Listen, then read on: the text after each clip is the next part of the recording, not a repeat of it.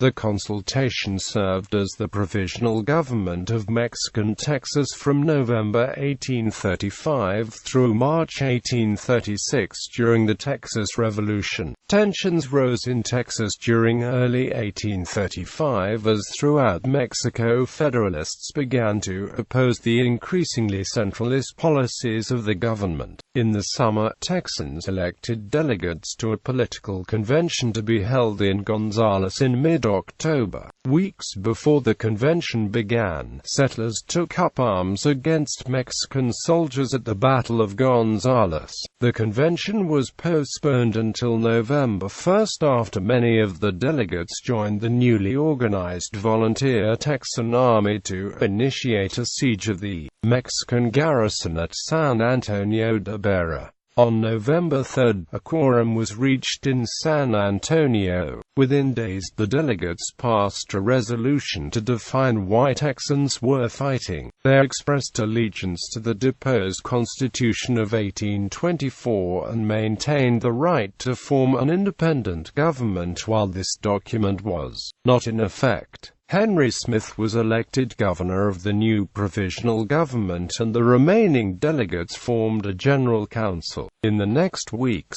the council authorized the creation of a new regular army to be commanded by Sam Houston. Houston worked to establish an army independent from the existing volunteer army. The council repeatedly interfered in military matters. After authorizing an expedition to take Matamoros, Mexico, the council named several men simultaneously to organize and lead the assault. Angry at the effect the expedition was having on existing Texian garrisons, Smith dissolved the council, alleging that Smith did not have the authority to disband them. Council members impeached him and Lieutenant Governor James W. Robinson was named acting governor. Background: the Mexican War of Independence severed Spain's control over much of its North American territories, including Texas. The 1824 Constitution of Mexico defined the new country as a federal republic with 19 states and 4 territories. Due to limited population and extremely poor economies, the provinces of Texas and Coahuila were combined to become the state Coahuila-Texas, in the hopes that an influx of settlers could control the Indian raids. The new government liberalized immigration policies for the region. Under the general colonization law, people from the United States could, for the first time, legally settle in Texas.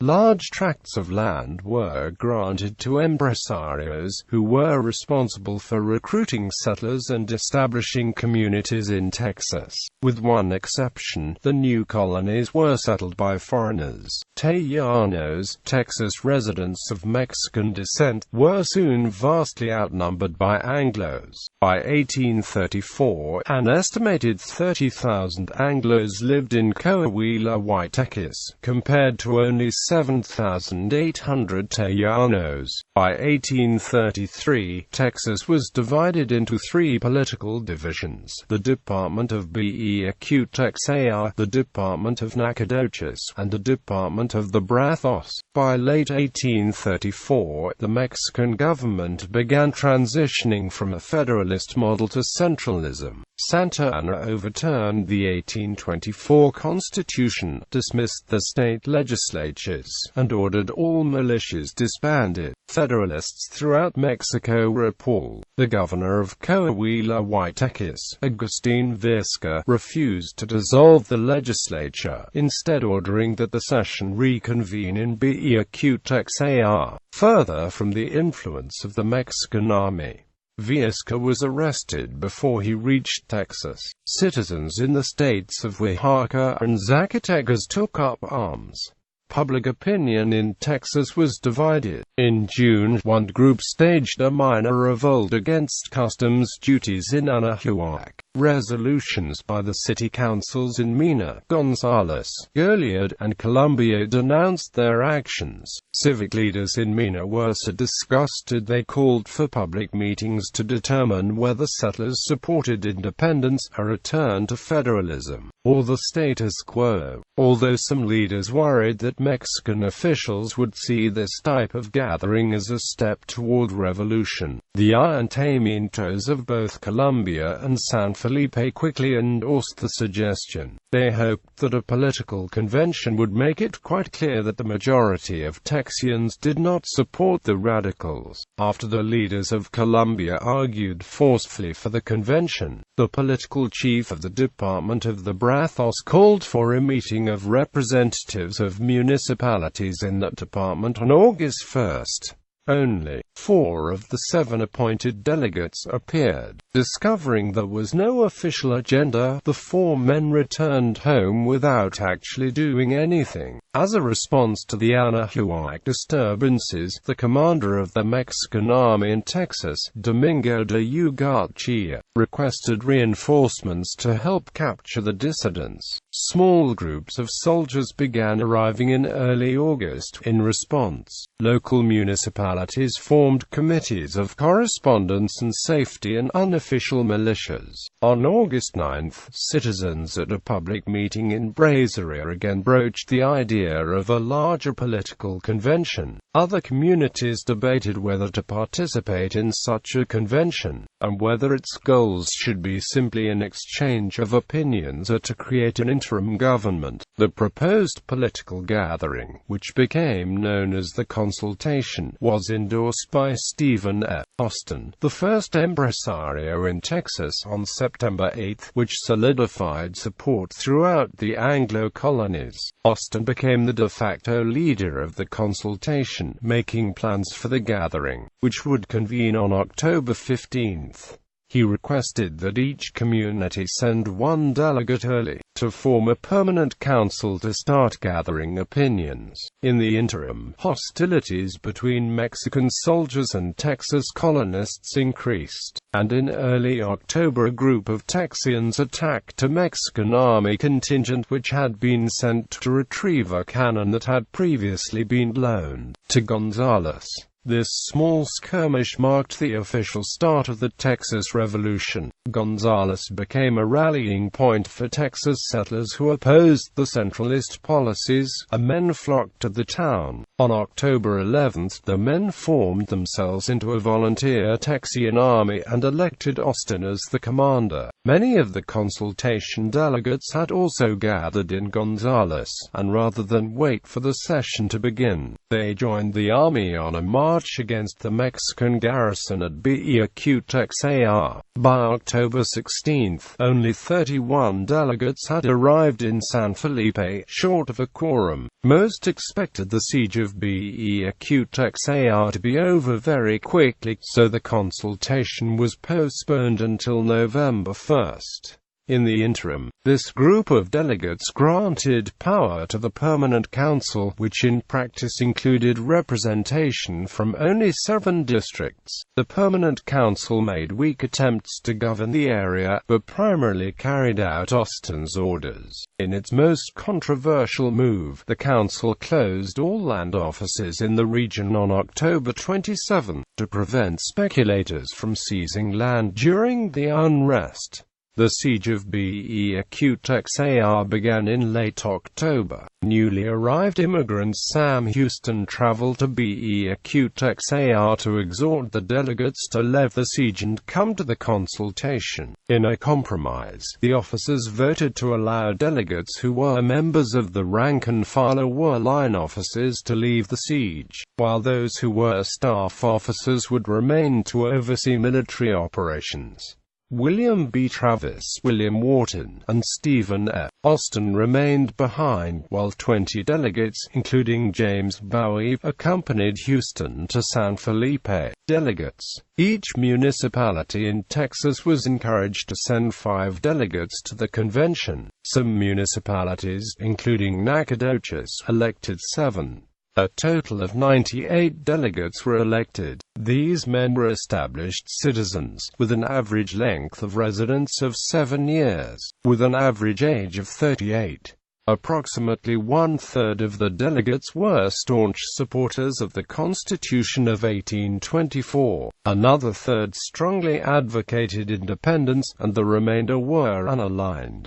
Only 58 of these men attended. None of the delegates from the war areas, Texas, Goliad, Refugio, Victoria, and San Patricio, appeared. This effectively ensured that there were no Tejano delegates at the consultation. Many delegates from the other regions of Texas remained in the army or stayed home to defend the families. Because Austin and many of his Peace Party supporters were still with the army at Bearer, they were unable to provide as much influence to the gathering as expected. An overwhelming percentage of the delegates who attended were men who had previous political experience. 20 of them had been active in the communities of correspondence and public safety in the respective towns.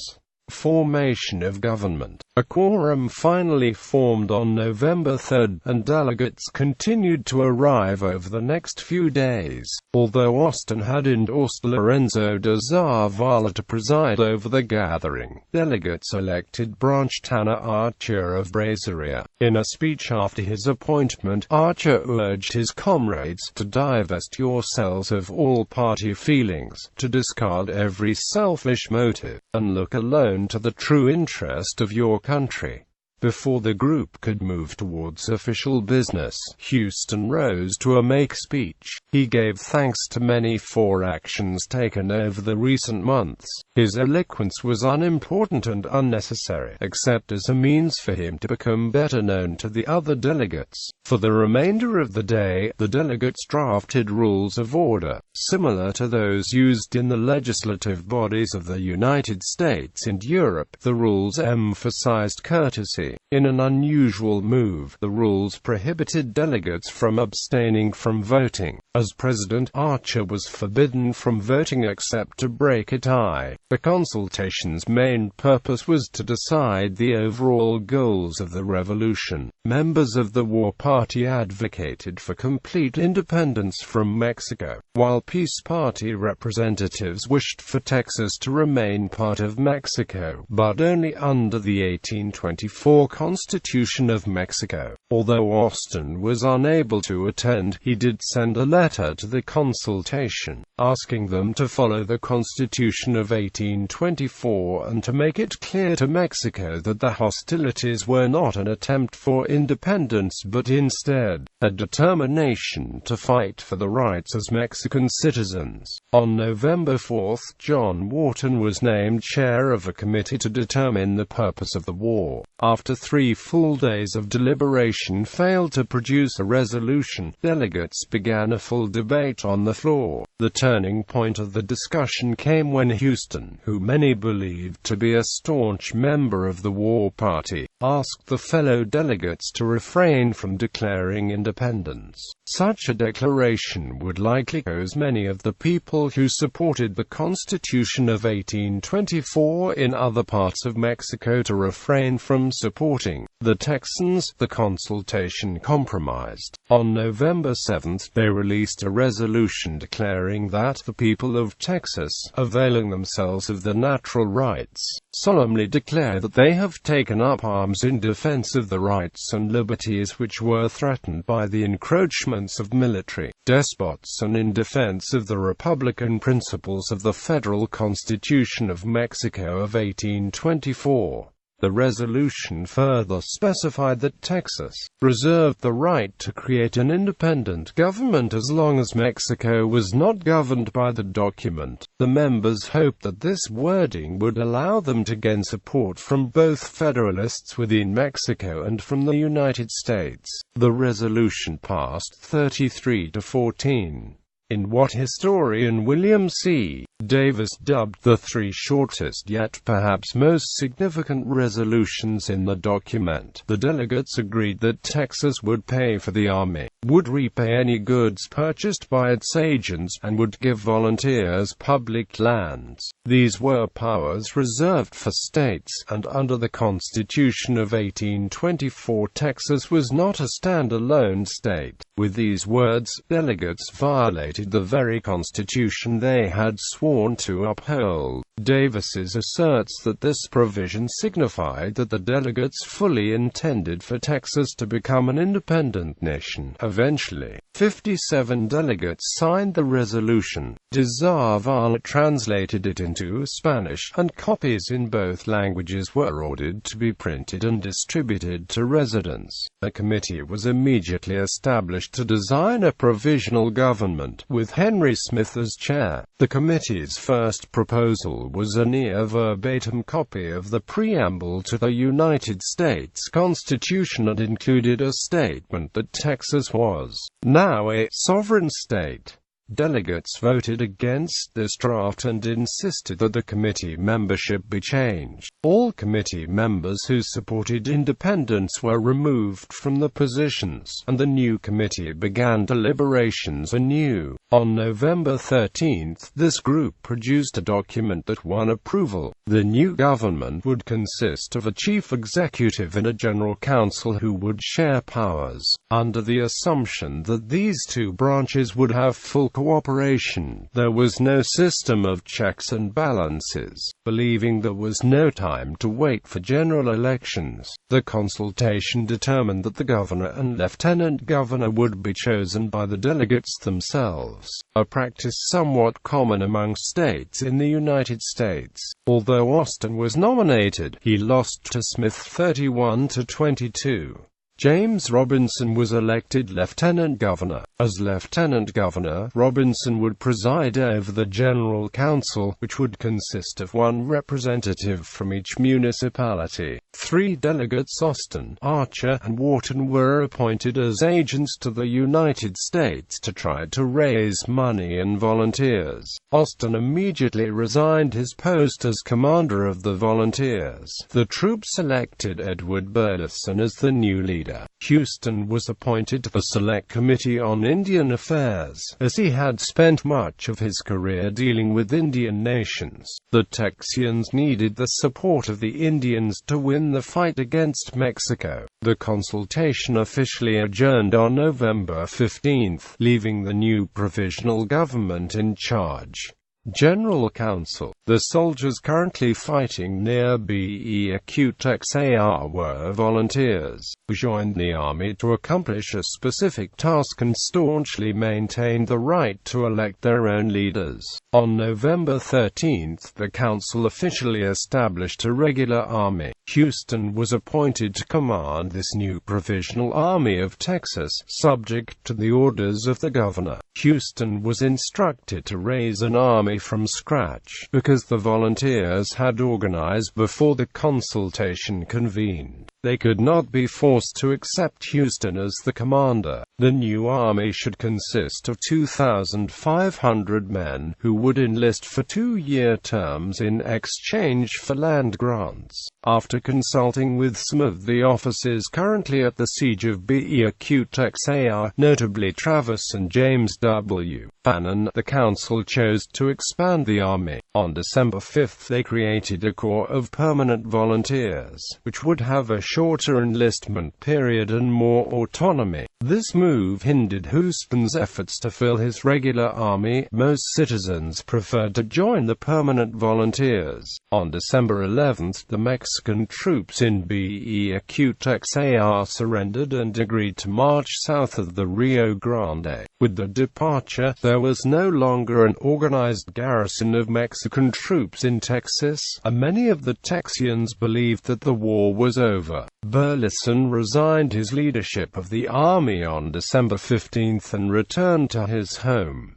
Many of the men did likewise, and Frank W. Johnson assumed command of the 400 soldiers who remained. The Mexican retreat gave the Council the time to formalize the government and begin planning for the future without the threat of attack. Little was accomplished. The new Texas government had no funds, so the military was granted the authority to impress any supplies that would be useful. This policy soon resulted in an almost universal hatred of the Council, as food and supplies became scarce, especially in the areas around Gilead and Mid-October, where Texian troops were stationed. The Telegraph and Texas Register noted that some are not willing under the present government to do any duty, that our government is bad, all acknowledge, and no one will deny. Citing an aborted coup attempt on November 25, Smith proposed a bill making it treasonous to make threats against the provisional government. The Council, by now used to the governor's addiction to exaggerated and inflammatory rhetoric, ignored him. On December 19, a group of prominent citizens, led by Mosley Baker, Wiley Martin, and William Pettis, held a meeting in San Felipe to build support for dismantling the provisional government. They were concerned that the Council was moving too seriously towards independence instead of an adherence to the Constitution of 1824. Yet the Council had not gone far enough for some. Disillusionment with the interim government and an increased militancy among troops, whose ranks were now primarily composed of newly arrived volunteers from the United States, led to calls for a new convention. Brazier passed a resolution asking for a convention to meet in March 1836 to declare independence. Soldiers in Gilead went a step further and drafted a Declaration of Independence on December 22. The Council passed a resolution to call the Convention of 1836 to meet on March 1 in Washington on the Brazos Matamoros expedition and collapse. In mid-November, Governor Visca, who had been freed by sympathetic soldiers, reached Gilead. The commander at Gilead, Philip Dimmitt, welcomed Visca but refused to recognize his authority as governor. This caused an uproar in the garrison. Many supported the governor, while others believed that Texas should be an independent country and should therefore not recognize the Mexican governor. Visca traveled to San Felipe to meet with the General Council, who also refused to recognize his authority as governor. Visca joined several others in advocating a plan to attack centralist troops in Matamoros. They hoped this Matamoros expedition would inspire other Federalist states to revolt and keep the bored Texian troops from deserting the army. Most importantly, it would move the war zone outside of Texas. The governor initially supported the plan, and asked Houston to organize the expedition. Houston appointed James Bowie to lead the expedition, but Bowie did not receive his orders for several weeks. The Council asked Burleson, the commander of the volunteers at Beara, to lead the expedition. Burleson had already resigned, and his elected replacement, Johnson, instead received the message. While Johnson journeyed to San Felipe to meet with the Council on December 30, Johnson's aide-de-camp, James Grant, led 200 men from Mid-October to travel to Gilead to prepare for the expedition. Only 100 Texians remained at the Alamo Mission in Beara, under the command of Lieutenant Colonel James C. Neal. Neal was disgusted that Johnson had stripped the Alamo of almost all provisions and the majority of the men, and sent a strong message to Houston, asking for reinforcements and more supplies. Although Bowie also appeared before the Council with his written orders from Houston to lead the Matamoros expedition, on January 6 the Council authorized Johnson to lead the expedition. Johnson initially declined the commission, but changed his mind the following day. Without revoking Johnson's commission, the Council elected Fannin to lead the mission instead. Smith was incensed when he learned the Council had appointed their own commander for the expedition, and he became even more angry when Houston forwarded the letter from Neal, with an added note that he believed the Johnson mission was illegal, as the Council had not had a quorum when it was authorized. Smith denounced the expedition as idiocy and labeled its supporters either fools or traitors. He then disbanded the Council until March 1 unless they agreed to renounce the Matamoros expedition. The Council determined that Smith had no authority to dismiss them. They soon impeached Smith and named the Lieutenant Governor, Robinson, acting governor. The documents forming the Provisional Government, however, did not grant the Council the authority to impeach the governor. On January 12, Smith wrote a conciliatory letter to the Council. "I admit that I language beyond the rules of decorum," and declared that if the Council would admit that their actions regarding the Matamoros expedition were wrong, he would reinstate them so that the two branches again harmonized to the promotion of the true interests of the country. Weary of the infighting and unsure who was actually in charge, Council members slowly stopped appearing. In the hopes of salvaging a government, Robinson appointed 4 members to an advisory committee. Soon, this dwindled to only 2 members. The interim government was essentially over by the end of January.